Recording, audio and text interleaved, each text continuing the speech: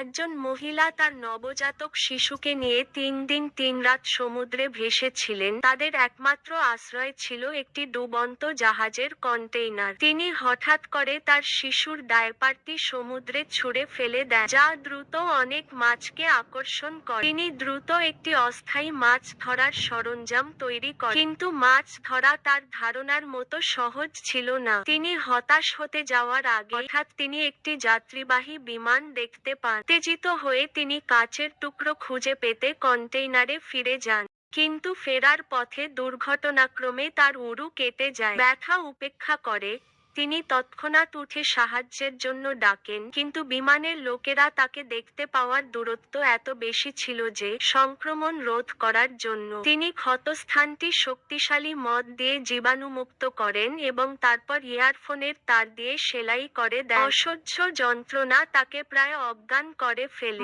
তিনি ইয়ারফোনের তার থেকে একটি সাধারণ মাছ ধরার জাল বুনেন। তারপর তিনি ধৈর্য ধরে মাছের কামড়ের জন্য অপেক্ষা করেন এবং অবশেষে একটি ডায়াপার যোগ করেন। দিন কেটে গেল এবং সে প্রচুর পরিমাণে খাবার জমা করে ফেলল। সেই শত শত SOS নোট লিখে প্লাস্টিকের বাক্সে এবং অবশেষে সে আশা করে কেউ শীঘ্রই সেগুলো খুঁজে পাবে। অন্যথায় বাক্সগুলি জলে ভরে গেলে সেগুলি তলানিতে ডুবে যেত। সেই থেকে যত তাড়াতাড়ি সম্ভব বাচ্চাকে গরম করার জন্য এটি জ্বালালো। সে কেবল তার স্বামীর ফোনের জন্য অপেক্ষা করতে পারে। গুলি করা হয়েছে এবং তার বাক্স সমুদ্রে ফেলে দিয়ে সম্ভবত তাকে বাঁচাতে পারছিল না। সে কেঁদে নিয়মিত একটি পাইপে এবং বেঁচে থাকতে বলেছিল। মহিলাটি হৃদয় ভেঙে পড়েছিল, কিন্তু সে অভিযোগ করেনি।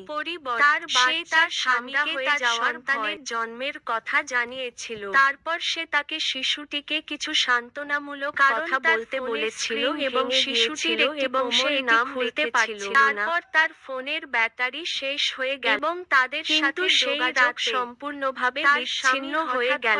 ভয়াবহ খবর পাঠালো, জলের স্তর সর্বোচ্চ পর্যায়ে পৌঁছে গেল। তাকে সবচেয়ে খারাপ সে তক্তা এবং প্লাস্টিকের বাক্স দিয়ে একটি ছোট ভেলা তৈরি করেছিল যাতে পাত্রগুলি ডুবে গেলে কিছুক্ষণের জন্য ভেলায় ভেসে থাকতে পারে। এর কিছুক্ষণ পরে একটি সিগালের আবির্ভাব তাকে আশা জাগিয়ে তোলে, কারণ সিগালের উপস্থিতির অর্থ হলো তারা স্থল থেকে খুব বেশি দূরে ছিল না। কিন্তু তাদের সৌভাগ্য বেশিক্ষণ স্থায়ী হয়। সেই রাত বন্ধ করার জন্য ব্যবহৃত সিলিং স্ট্রিপটি হঠাৎ আলগা হয়ে যায় এবং সমুদ্রের জল দ্রুত পাত্রে ঢুকে পড়ে এবং তাদের সাথে ধাক্কা খায়। সেই সঞ্চিত খাবার উদ্ধার করার চেষ্টা করে, কিন্তু তার পায়ে একটি দড়ি আটকে যায়। হতাশ হয়ে সে পানির নিচে নেমে দড়িটি কেটে ফেলে। অনেক চেষ্টার পর অবশেষে